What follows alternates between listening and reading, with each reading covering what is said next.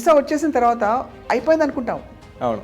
What is the whole complication అండి? Visa attend అయిన పర్సనే ఇక్కడికి వచ్చాడా అనేది ఒకటి, అండ్ తర్వాత వాళ్ళు ఎలా పిక్ చేస్తారు అసలు వీళ్ళని? ఇప్పుడు మనం ఎక్కువ ప్రశ్నించాలి. వీసా కాపీలో అసలు ఈ 3 స్టార్ 2 స్టార్ ఏ బేసిస్ మీద ఇస్తారు?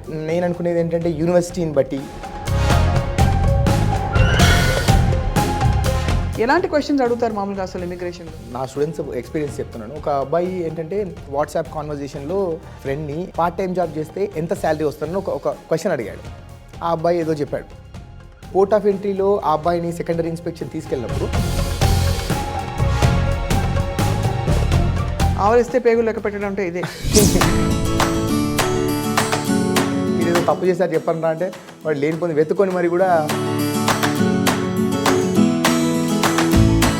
సిస్టమ్ని టైటన్ చేయడానికి వాళ్ళు చేస్తున్న పని అది. అంత ఈజీగా వాళ్ళు ఎవరిని పట్టుకొని వాళ్ళు పంపించడానికి లేదంటే రైట్. మీరు ఈ పాయింట్ మీద మిమ్మల్ని వెనక్కి పంపిస్తే మీకేమైనా థ్రెట్ ఉందా మీ కంట్రీలో అంత అడుగుతారు. మీరేం అడ్వైస్ ఇస్తారు?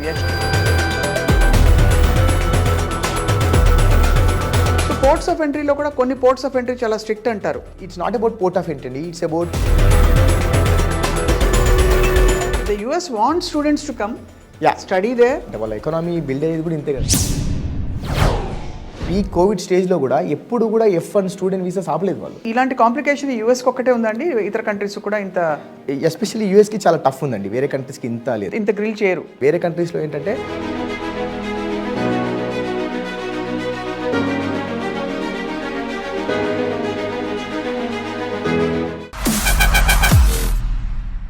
Welcome to this candid conversation study abroad series. Next ఎపిసోడ్లోకి వచ్చాం మనం.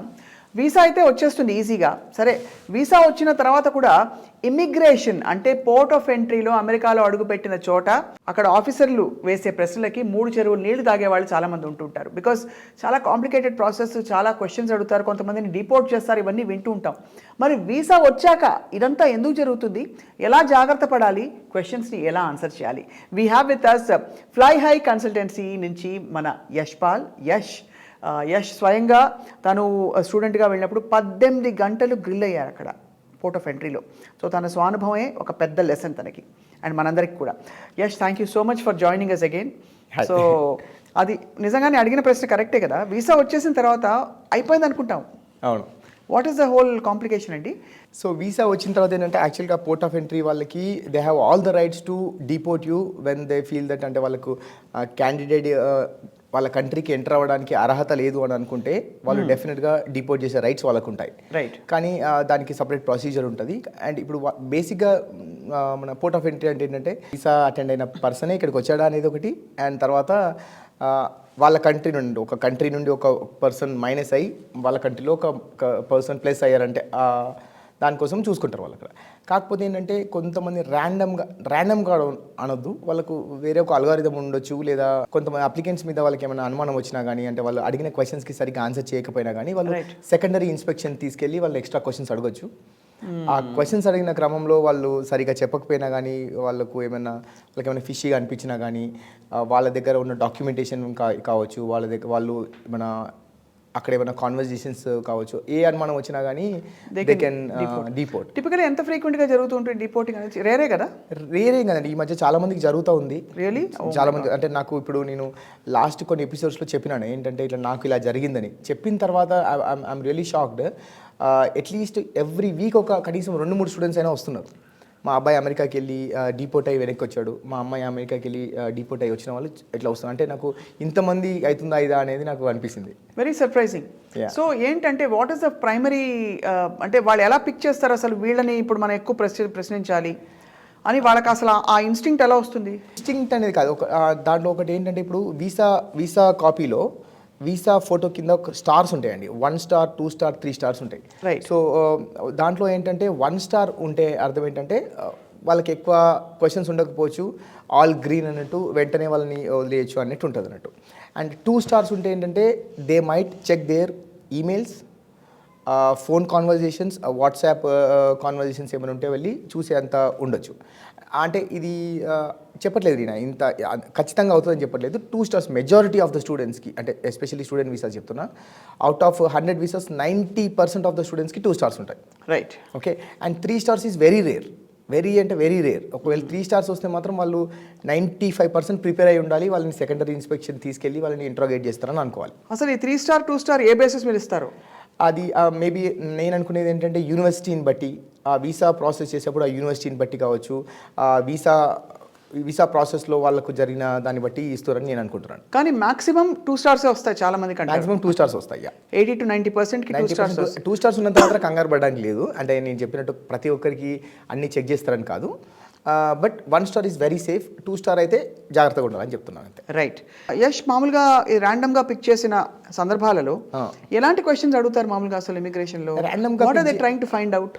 ర్యాండమ్గా పిక్ చేయడం అంటే ఎట్లా అంటే ఇప్పుడు వాళ్ళు అక్కడ అడుగుతారంటే which university are you going, ఎక్కడికి వెళ్తున్నారు మీరు అంటే. కొన్ని సందర్భాల్లో ఎట్లా అంటే ఇప్పుడు మనం ఇండియాలో ఎట్లా ఉంటుందంటే మన ఇంటి పక్క వాళ్ళని కూడా అంకుల్ అంటాం.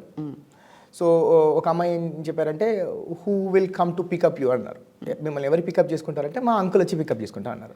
కానీ DS 160లో మనం ఏమని మెన్షన్ చేస్తాం, డూ యూ హ్యావ్ రిలేటివ్స్ అంటే నో అని చెప్పాం మనం. అక్కడ రిలేటివ్స్ నో అని చెప్పి అంకుల్ ఉన్నారు అంటున్నారు ఏంటి అని అడిగారు వాళ్ళు.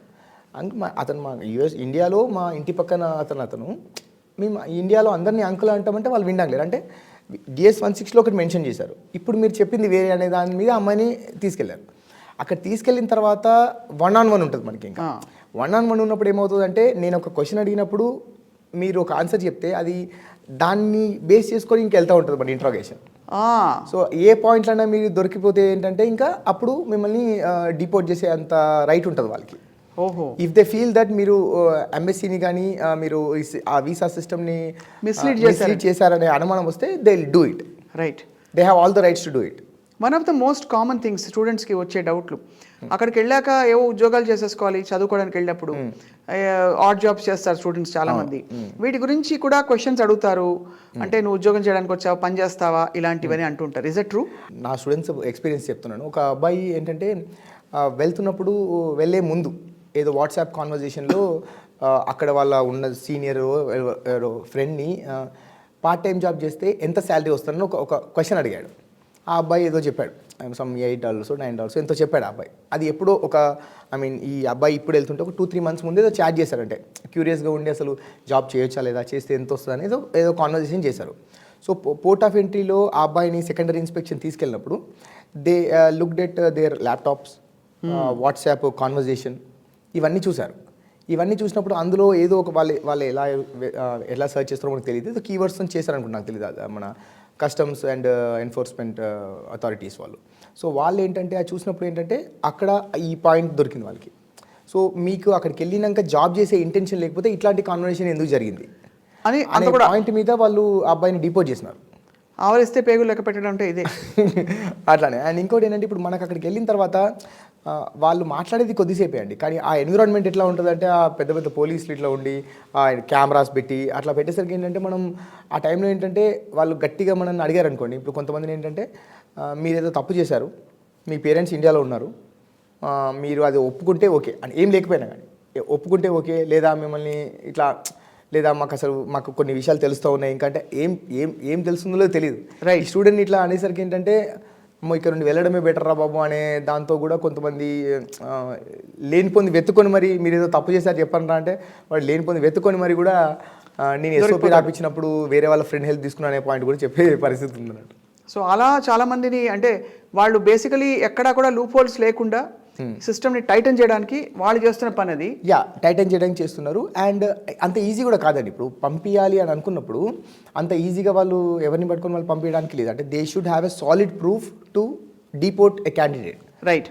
అలా చేస్తున్నప్పుడు వాళ్ళు లిటరలీ ఒక మన కాన్వర్సేషన్ అంతా రికార్డ్ చేస్తారు. వాళ్ళు మీరు మంచి హోస్ట్లోనే ఉన్నారా, మిమ్మల్ని ఎవరు లైక్ థ్రెటన్ చేసి మాటలు మాట్లాడిపించట్లేదు కదా, నేను అడిగిన దానికి క్వశ్చన్ చెప్పాలి, మీకు నా లాంగ్వేజ్ అర్థమవుతుంది కదా, లేదా ట్రాన్స్లేటర్ కావాలా మీకు, మీరు ఈ పాయింట్ మీద మీ ఫోన్ చూసినప్పుడు నాకు ఈ పాయింట్ దొరికింది, సో ఈ పాయింట్ ఎందుకు మాట్లాడారు, ఈ పాయింట్ మాట్లాడారంటే మీ ఇంటెన్షన్ ఇదే కదా, మీరు యాక్సెప్ట్ చేస్తున్నారా, ఈ పాయింట్కి చేస్తున్నారు కాబట్టి మిమ్మల్ని ఇప్పుడు డిపోర్ట్ చేస్తున్నాం, దీనికి మీరు ఓకే కదా, ఈ పాయింట్ మేము డిపోర్ట్ చేస్తున్నందుకు మీకు ఇండియన్ అథారిటీస్తో కానీ ఇండియన్ ఎంబసీతో మాట్లాడతారా, మీరు ఈ పాయింట్ మీద మిమ్మల్ని వెనక్కి పంపిస్తే మీకు ఏమైనా థ్రెట్ ఉందా మీ కంట్రీలో, అంత అడుగుతారు. మీ కంట్రీలో థ్రెట్ ఉందా, వెళ్ళడానికి మీకు ఫ్లైట్ టికెట్ డబ్బులు ఉన్నాయా, అండ్ ఈ అన్ని పాయింట్స్ అడుగుతారు. అన్నీ అడిగి ఓకే నేను ఈ పాయింట్ మీద తప్పు చేశానని యాక్సెప్ట్ చేస్తే అప్పుడు సైన్ చేసుకొని మరీ వాళ్ళు పంపిస్తారు. ఫ్లైట్ టికెట్ లేకపోతే రిటర్న్ టికెట్ ఫ్రీగా కూడా పంపిస్తారు వాళ్ళు. అంటే ఇక్కడికి వచ్చిన తర్వాత ఎయిర్ సర్వీస్ వాళ్ళు మిమ్మల్ని ఎంత మీతో మాట్లాడి వాళ్ళు ఎట్లా రికవర్ చేసుకుంటారనేది వేరే విషయం. అది మిమ్మల్ని డిపోర్ట్ చేయాలంటే వాళ్ళకి స్ట్రాంగ్ రీజన్ అయితే కావాలి. కానీ ఒక పాయింట్ చెప్పండి, హ్యూమన్ రైట్స్ దీని ప్రకారం మీరు సెల్ ఫోన్లో మీ ఫోటోగ్రాఫ్స్ ఉండొచ్చు, పర్సనల్ డేటా ఉండొచ్చు, అవి ఇవ్వనని చెప్పడానికి మీకు అధికారం ఉంటుంది అక్కడ. అట్లాంటప్పుడు వేరే పర్సన్ని పిలిపిస్తారు, మనకి పక్కన ఉంటారు వాళ్ళు. ఇప్పుడు అమ్మాయి అనుకోండి, సో వేరే ఒక మెయిల్ పోలీస్ ఆఫీసర్ వాళ్ళు చూడడానికి లేదు. సో అటువంటి మీరు ఏదైనా మాట్లాడచ్చు. కానీ ఇప్పుడు నేను చెప్తున్నాను కదండి, అక్కడికి వెళ్ళిన తర్వాత ఒక స్టూడెంట్ లాగా వెళ్ళి 3-4 పోలీసులు ఉండి వాడు అసలు కూడా బాగా ఫుల్ బాహుబలీలు 3 ఉంటారు, ఉన్న డబ్బులని ఏమైనా ఇచ్చేస్తారు మనల్ని, అట్లా ఉంటుంది. అట్లా అది బేసికలీ అంత అంటే ఇంటిమిడేటింగ్ గా ఉంటుంది వాతావరణం. ఎగ్జాక్ట్లీ. కానీ యాక్చువల్లీ వైల్ అంటే వాళ్ళ పాయింట్ ఆఫ్ వ్యూ నుంచి they are justified in trying to tighten that system. కానీ మీరేం అడ్వైస్ ఇస్తారు? How do you coach students అంటే ఇలాంటి పరిస్థితుల నుంచి మనం ఇబ్బంది పడకుండా స్మూత్గా ట్రాన్స్పరెంట్గా బయటకు రావాలండి?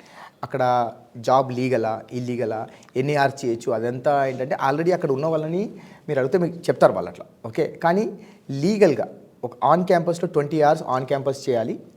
లేదు బయట జాబ్ చేస్తే ఇల్లీగల్గా ఆఫ్ క్యాంపస్ కనుక జాబ్ చేస్తే they have all the rights to deport. Right, okay. జాగ్రత్తగా ఉండాలని నేను చెప్తాను. కాకపోతే ఏంటంటే మనం వెళ్ళేప్పుడు ఇట్లాంటి కాన్వర్జేషన్స్ ఇవన్నీ చేయొద్దు. ఇలాంటి ప్రూఫ్ అంటే మనం వెళ్తున్నది ఏంటి, మనం వీసా ఆఫీసర్కి ఏమని చెప్పాం, నాకు కావాల్సిన ఫండ్స్ ఉన్నాయి, నాకు కావాల్సిన ఎడ్యుకేషన్ ఉంది, నేను అక్కడికి వెళ్ళి చదువుకొని రిటర్న్ అవుతాను.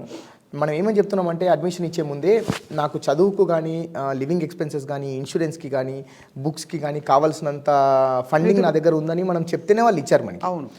అక్కడికి వెళ్ళిన తర్వాత మళ్ళీ ఈ జాబ్ ఇవన్నీ అంటే వాట్ ఎవర్ వి అగ్రీడ్ దానికి మనం స్టిక్ అయి ఉండాలని అంటున్నాను. సో అదర్వైజ్ మిస్లీడ్ చేస్తే మనమే చిక్కుల్లో పడతాం. అండ్ ఎస్పెషల్లీ పోర్ట్ ఆఫ్ ఎంట్రీలో ఇటువంటి విషయాలన్నింటిలో జాగ్రత్త పడండి. ఈ కాన్వర్జేషన్స్ అన్నీ కావచ్చు, వాళ్ళకి ఏం ఇన్ఫర్మేషన్ అంటే హింట్ ఇవ్వద్దు అనేది నేను చెప్తున్నాను నేను. సో పోర్ట్స్ ఆఫ్ ఎంట్రీలో కూడా కొన్ని పోర్ట్స్ ఆఫ్ ఎంట్రీ చాలా స్ట్రిక్ట్ అంటారు.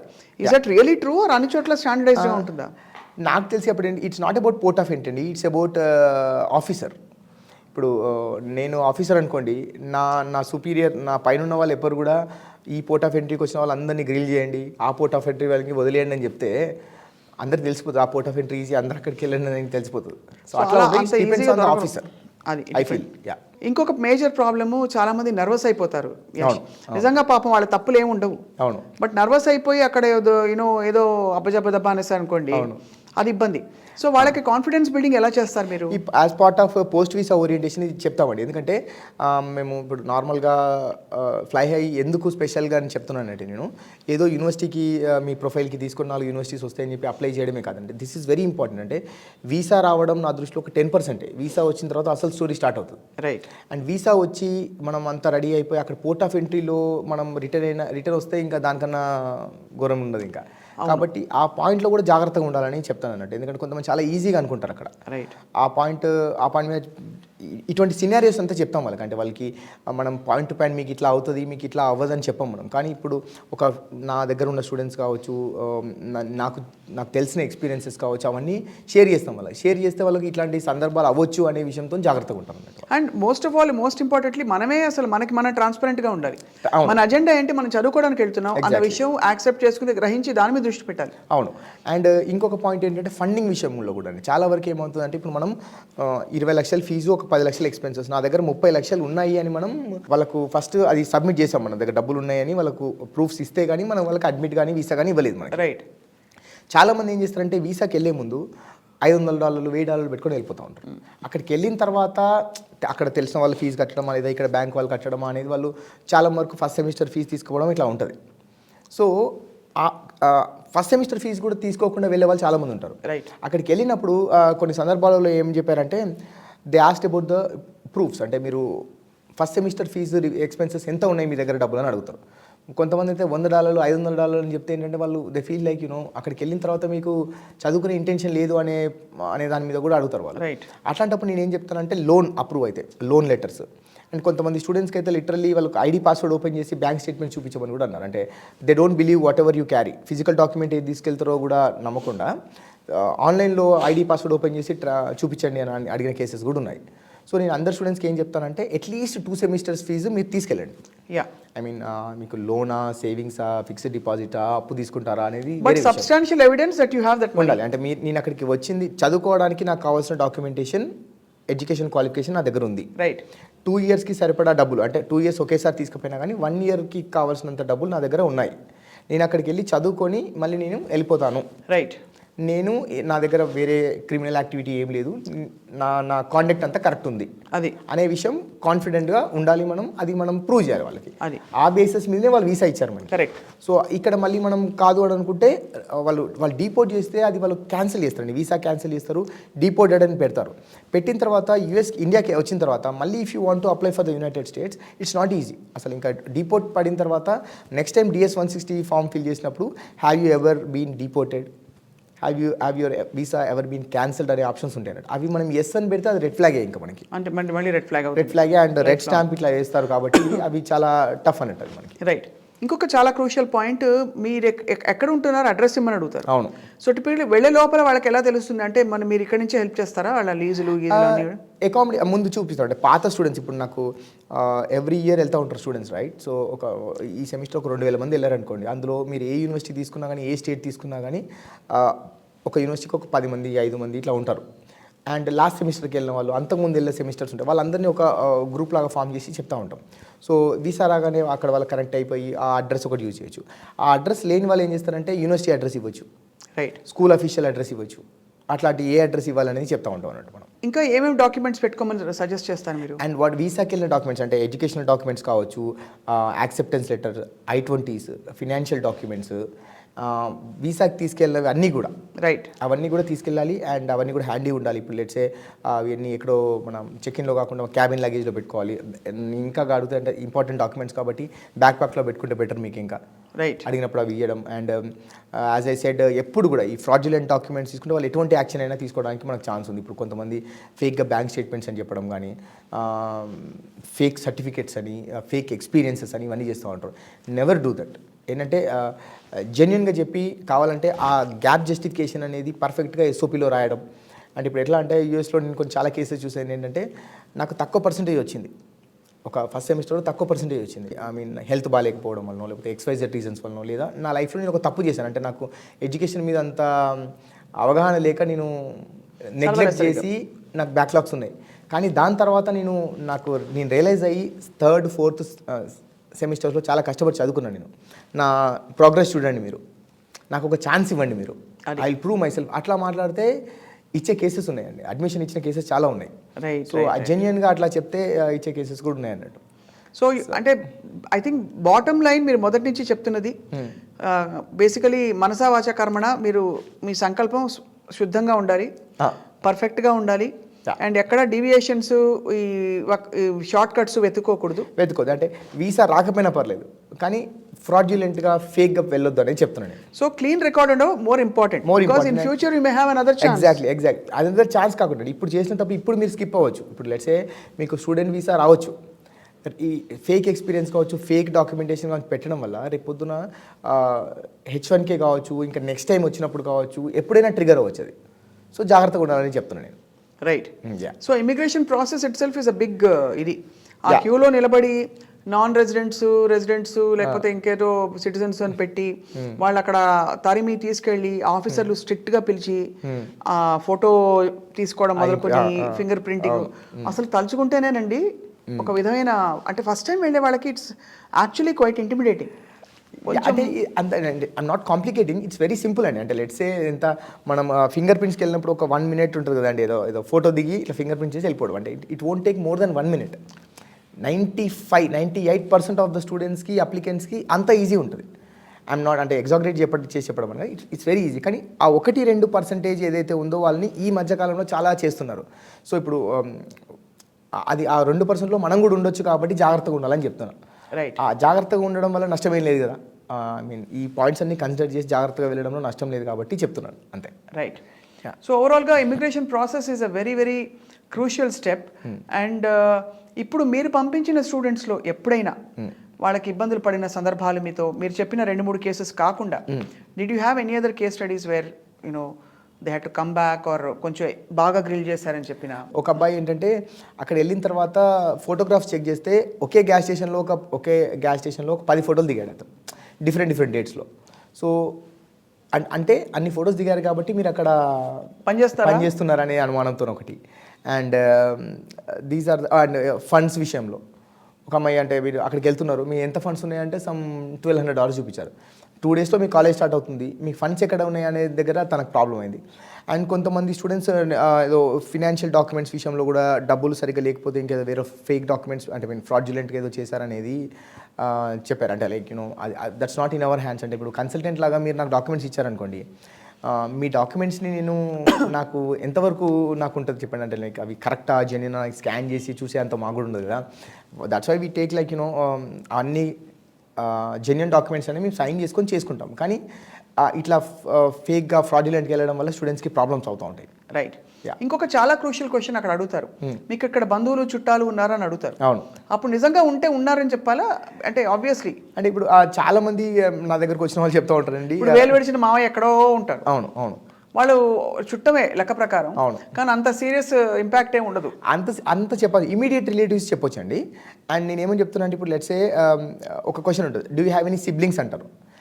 నిజంగా సిబ్లింగ్స్ ఉన్నా కానీ చాలామంది నో అనే పెడతా ఉంటారు. వాళ్ళు ట్రేస్ చేస్తారా లేదా అంటే ట్రేస్ చేయాలనుకుంటే వాళ్ళు ఎంతవరకైనా వెళ్ళి ట్రేస్ చేయొచ్చు, కానీ చేయకపోవచ్చు. మెజారిటీ కేసులు చేయరు.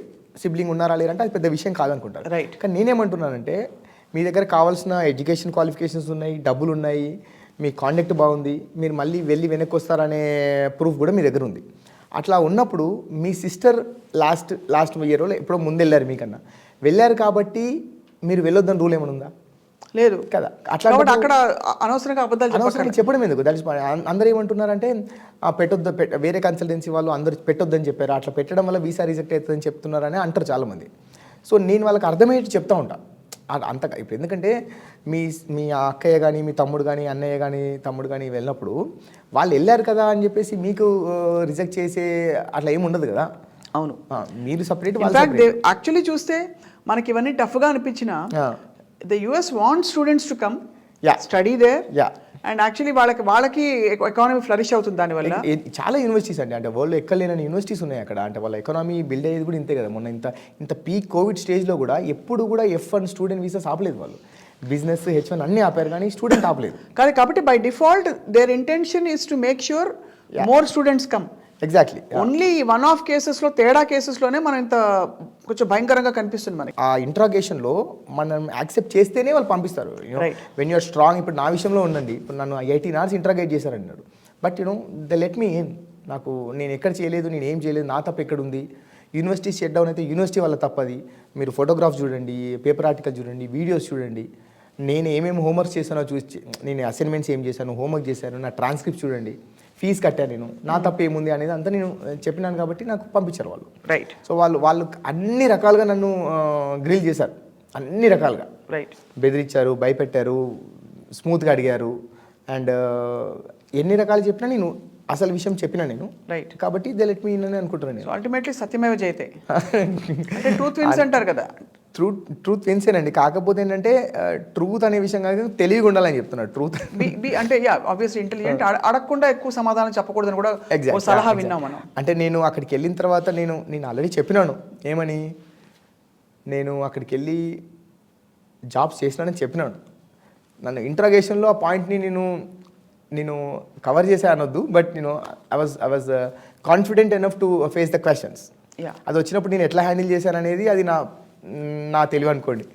సో బట్ నేను చేయలేదా అంటే అక్కడికి వెళ్ళిన తర్వాత ఎటువంటి జాబ్ చేశాను ఏంటనేది నాకు ఒకరికే తెలుసు. రైట్. అండ్ బట్ నాకు వాళ్ళని అడిగినప్పుడు నేను ఎట్లా ఆన్సర్ చేశాను అనేది మోర్ ఇంపార్టెంట్. ఇలాంటి కాంప్లికేషన్ యూఎస్కి ఒక్కటే ఉందండి, ఇతర కంట్రీస్ కూడా ఇంత?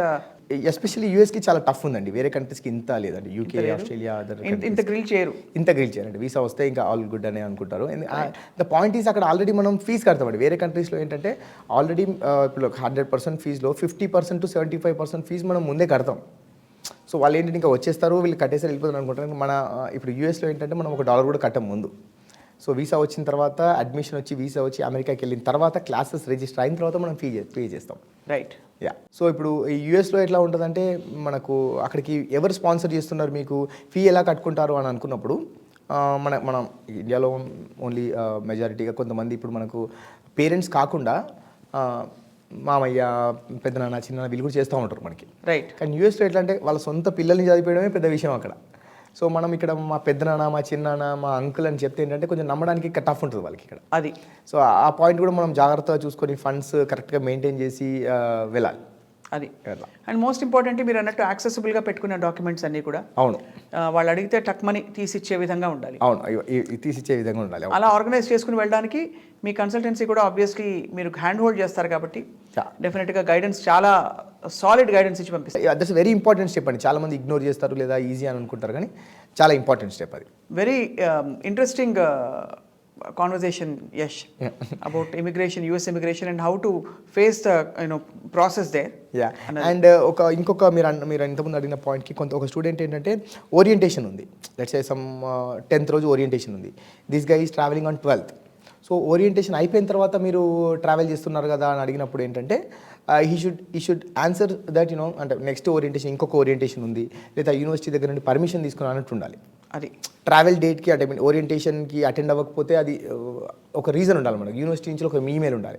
అది. సో తనకు కూడా చాలా ప్రాబ్లం అయింది, అతనికి రిపోర్ట్ చేయలేదు తన్ని, కానీ చాలా టైం ఒక 4-5 hours తన్ని ఇంట్రాగేట్ చేశారు. ఎగ్జాక్ట్లీ. సో అంటే నువ్వు నిజంగా చదువుకోవడానికి వస్తే ఓరియంటేషన్ ఎట్లా మిస్ అయ్యావు. ఎగ్జాక్ట్లీ. అండ్ కొంతమంది ఏంటంటే ఎక్కడో ఎయిర్పోర్ట్ ఉంటే ఎక్కడో దిగారు అనుకోండి, ఇక్కడ ఎందుకు దిగావు, అక్కడికి వెళ్ళొచ్చు కదా అన్నప్పుడు ఏంటంటే ఇక్కడ దిగిన తర్వాత నెక్స్ట్ ఫ్లైట్ నాకు డైరెక్ట్ ఫ్లైట్ దొరకలేదు, సో కనెక్టింగ్ ఫ్లైట్ నాకు ఉంది అని ప్రూఫ్ చూపెట్టడం కానీ, లేదా ఇక్కడ దిగినప్పుడు ఏంటంటే ఇక్కడ నాకు ఫ్రెండ్ ఉన్నారు, ఒక 2-3 days ఉండి ఇక్కడ వెళ్తానని చెప్పడం కానీ. అండ్ ఓరియంటేషన్కి ఇంత టైం ఉంది కాబట్టి లెట్స్ సే టెక్సస్ వెళ్తున్నారు అనుకోండి, న్యూయార్క్లో దిగారు, వై న్యూయార్క్ అంటే నాకు New York is the best place కాబట్టి ఒక 1 week చూసి అక్కడికి వెళ్దామని చెప్పడం కావచ్చు, లేదా క్రిస్మస్ టైంలో వెళ్తే ఇక్కడ క్రిస్మస్ సెలబ్రేట్ చేసుకొని అక్కడికి వెళ్తామని. ఇటువంటి పాయింట్స్ అన్ని కూడా ఆన్సర్ చేసే పరిస్థితిలో ఉండాలన్నట్టు. రైట్. అండ్ ఏమైనా ఎక్స్టెన్షన్ అంటే టైం సరిపోలేదు, వీసా లేట్గా వచ్చింది, యూనివర్సిటీకి అటెండ్ అవ్వడానికి కొంచెం డిలే అయింది, అటువంటి అన్నిటికీ కూడా మనం యూనివర్సిటీ దగ్గర నుండి అఫీషియల్ కన్ఫర్మేషన్ కానీ ఈమెయిల్ కానీ ఉండి ఆ డాక్యుమెంట్స్ అన్ని కూడా తీసుకెళ్ళాలి. జస్టిఫికేషన్ కనిపించాలి. ఎగ్జాక్ట్లీ. రైట్. వావ్. అండ్ ఈ 30 days పాయింట్ కూడా అంటే like 30 days prior your college start date కన్నా ముందు వెళ్ళొద్దు, ఎవరైనా ఒక 1-2 days ముందు వెళ్ళినా కానీ వాళ్ళని ఆపే ఛాన్సెస్ ఉంటాయి అన్నట్టు. అది అంటే 30 days కాదు 35 days ముందు వెళ్ళినా కూడా ఆపేస్తారు. ఎగ్జాక్ట్లీ. ఆపే 4-5 days కదా అనుకోవడానికి లేదు. సో మా పిన్ని గారి ఇంటికి వెళ్ళి అక్కడ 4 రోజులు ఉండి అక్కడ నుంచి అక్కడికి వెళ్దాం అనుకుంటున్నామండి అని అనడానికి అట్లా వెళ్తే 30 days ముందు వెళ్ళండి అంటారు. అంతే. ఏదేమైనా వాళ్ళ సిస్టమ్ చాలా clear and black and white and transparent. అవును. సో మనం కూడా ఆ సిస్టంలో ఈవిడి ఆలోచిస్తేనే మనకి ఇబ్బంది లేకుండా మనం కాపాడుకోవచ్చు మనం. అండ్ ఆ ప్రొటెక్షన్కి మీకు కావాల్సిన గైడెన్స్ అంతా కూడా ఎవ్రీ స్టేజ్ ఇస్తూ వచ్చారు కాబట్టి obviously Yash this is actually making it a lot more confident for students to attend. Yeah. And ఇప్పుడు వీసాకి వెళ్ళినప్పుడు కూడా ఏంటంటే వాళ్ళు కొన్ని డాక్యుమెంటేషన్ ఇస్తూ ఉంటారు అన్నట్టు, 221G అని, 214B అంటే వీసా రిజెక్ట్ అయిన వాళ్ళందరికీ కారణం ఇస్తారంట.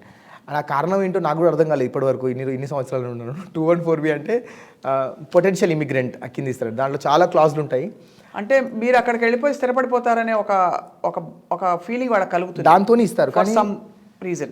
కానీ ఆ రీజన్ ఏంటనేది మెన్షన్ చేయరు అక్కడ. 214Bలో ఒక 100 clauses ఉంటాయి, ఆ 100 clauseలో ఏదో ఒక క్లాజ్లో రిజెక్ట్ చేసినట్టు ఉంటుంది, కానీ ఆ స్పెసిఫిక్ రీజన్ ఇవ్వరు మీకు. వేరే కంట్రీస్కి ఎట్లా ఉంటుంది అంటే లెట్స్ సే మీరు మీ వీసా ఎందుకు రిజెక్ట్ చేస్తున్నామంటే మీకు ఎనఫ్ ఫండ్స్ లేవు, మీకు ఇది లేదు, ఇది కరెక్ట్గా లేదు కాబట్టి రిజెక్ట్ చేస్తున్నామంట. కానీ యూఎస్ వీసాలో ఆ క్లారిటీ మనకు ఉండదు అన్నట్టు. Unless I talk with the student ఏమైంది, ఏ కారణం వల్ల అవ్వచ్చు అని ఒక కొంచెం వరకు గేస్ చేయగలుగుతా, కానీ కరెక్ట్ దీనివల్ల రిజెక్ట్ చేసినా ఉండదు ఇంకా. సో ఏదైనా better be prepared safe than sorry. Yeah. అది 221G అన్నప్పుడు ఏంటంటే ఎక్స్ట్రా డాక్యుమెంటేషన్ కావాలంటే మీకు వీసా ఇవ్వగలుగుతాం, కానీ we want more proofs more documentation కావాలి. అట్లాంటప్పుడు ఆ విషయంలో కూడా అసిస్ట్ చేస్తాం అన్నట్టు మనం. కొన్ని డాక్యుమెంటేషన్ ఎట్లా అంటే వాళ్ళు మన దగ్గర ఉండదు. సో అట్లాంటప్పుడు ఇప్పుడు లెట్స్ సే ఒక రియల్ టైమ్ ఎక్స్పీరియన్స్ ఏంటంటే ఇప్పుడు aeronautical engineering, air craft maintenance అటువంటి వాళ్ళు ఉంటారు. మన వరల్డ్ ట్రేడ్ సెంటర్ అటాక్ జరిగిన తర్వాత ఇటువంటి కొత్త రూల్స్ తీసుకొచ్చారండి వాళ్ళకి. ఇటువంటి ఏరియాస్లో వాళ్ళు చాలా జాగ్రత్తగా మానిటర్ చేస్తున్నారు అన్నట్టు. కొన్ని కోర్సెస్కి కొన్ని కోర్సెస్కి. అట్లాంటప్పుడు ఎవరు ఏంటంటే వస్తున్నారు, ఎందుకు న్యూక్లియర్ జరుగుతున్నారు? కెమిస్ట్రీ అట్లాంటివి, ఎయిర్ క్రాఫ్ట్ మెయింటెనెన్స్ అట్లాంటి వాళ్ళకి వీసా వచ్చిన తర్వాత 221 ఇచ్చి మీ రికమెండేషన్స్ కరెక్ట్ ఇవ్వండి, మీ ఎక్స్పీరియన్స్ ఏంటంటే వాళ్ళు కొంచెం డాక్యుమెంటేషన్ అడుగుతున్నారు. అటువంటి వాళ్ళకి మనం యూఎస్లో ఉన్న అటార్నీతో మాట్లాడి వాళ్ళతో మనం డాక్యుమెంటేషన్కి కావాల్సిన డ్రాఫ్ట్ అంతా చేపించి అట్లా చేస్తున్నాం. అండ్ లాస్ట్ సెమిస్టర్లో ఒక 7-8 మెంబర్స్కి ఎయిర్ క్రాఫ్ట్ మెయింటెనెన్స్ వాళ్ళకి చేస్తే 5 మెంబర్స్కి సేమ్ థింగ్ వచ్చిందండి. అండ్ 5 మెంబర్స్కి వీసా అప్రూవల్ వచ్చింది after submitting the 221G. Amazing. Yeah. So మీరు thorough in the system and in your understanding of what and ప్రతిది కూడా అంటే ఏదో ఊరికే నా నాలెడ్జ్ ప్రకారమే కాకుండా నాకు తెలిసిన తర్వాత కూడా మనం యూఎస్లో ఉన్న అటార్నీస్తో, ఇమిగ్రేషన్ అటార్నీస్తో వాళ్ళ సజెషన్స్ తీసుకొని ఎట్లా చేస్తే బెటర్ అనేది. ఎందుకంటే అటార్నీస్కి చాలా తెలుసు ప్రతిదానికి మనం ఈ ఇష్యూకి దీనికి బెస్ట్ సొల్యూషన్ ఏంటనేది చాలా మందికి వాళ్ళకి చాలా తెలుసు అన్నట్టు. రైట్. సో మనకు తెలిసిన దానికన్నా వాళ్ళ దగ్గర వాళ్ళతో మాట్లాడితే మనకు చాలా ఇన్ఫర్మేషన్ వస్తుంది. లెట్స్ ఇప్పుడు నాకు ఈ 5 ఎయిర్ క్రాఫ్ట్స్ వాళ్ళకి వచ్చింది అని చెప్పా కదా. సో నేను ప్రతి ఒక్క డాక్యుమెంట్ ఒక నలుగురితో ఒక 5 మెంబర్స్కి 3 అటార్నీస్తో చేయించాను నేను. అది చేపించడం వల్ల ఏంటంటే వీళ్ళ అప్రోచ్ ఎలా ఉంది, వీళ్ళ అప్రోచ్ ఎలా ఉంది తెలిసి ఇప్పుడు నాకు ఇంకో కొత్త అటువంటి కేసు ఒకటి వస్తే నాకు చాలా నాలెడ్జ్ ఉంది ఆ ఏరియాలో. అది అండ్ డిపోర్ట్ అయిన వాళ్ళతో వాళ్ళ స్టేట్మెంట్ ఏదైతే డిపోర్ట్ చేసిన స్వాన్ స్టేట్మెంట్ ఏదైతే ఉంటుందో ఆ స్టేట్మెంట్ కూడా తరోగా స్టడీ చేసి మళ్ళీ ఇంకా వెళ్ళే ఛాన్సెస్ ఉన్నాయా లేదా. లెట్స్ ఇప్పుడు మీరు ఒక బ్లండర్ తప్పు చేశారు, తప్పు ఒప్పుకున్నారు అక్కడ. అట్లాంటప్పుడు మీకు ఛాన్స్ లేదమ్మా వెళ్ళేదనే చెప్తామని. ఇంకా వెళ్ళేది ఛాన్స్ లేదు కాబట్టి ఇంకా వేరే కంట్రీ చూసుకోండి, ఇక్కడ ఏదైనా బెస్ట్ చూసుకోండి అని చెప్తాం. అంటే రాంగ్ ఎక్స్పెక్టేషన్స్ ఇవ్వమన్నట్టు. అది అండ్ ఏమైనా ఛాన్స్ ఉందనుకోండి, డెఫినెట్గా ఛాన్స్ ఉంది, మనం ఇట్లా వెళ్దాం, ఈసారి వెళ్ళినప్పుడు ఇట్లా ఆన్సర్ చేద్దాం అనేది చెప్తా ఉంటాం అన్నట్టు. అందుకని మీ క్రెడిబిలిటీ అండ్ మీ నాలెడ్జ్ అండ్ మీ ఎక్స్పర్టీస్ చాలా మందికి హెల్ప్ అవుతుంది. That was a very informative episode on immigration process అండి, and how to attend immigration ఆ క్రూషియల్ స్టెప్ని ఎలా ఫేస్ చేయాలనే పాయింట్ మీద చాలా విషయాలు ప్రాక్టికల్ ఎగ్జాంపుల్స్ చెప్పారు. బట్ ఇంకా చాలా విషయాలు మాట్లాడాలి మన స్టడీ అబ్రాడ్ సిరీస్లో. సో నెక్స్ట్ ఎపిసోడ్లో తప్పకుండా కలుద్దాం. Thank you so much for this wonderful interaction. Thanks for the opportunity. And next ఎపిసోడ్లో స్టడీ అబ్రాడ్ సిరీస్లో మనం చాలా విషయాలు, కీలకమైన విషయాలకి మరిన్ని సమాధానాలు తెలుసుకుందాం from Yash from fly high consultants.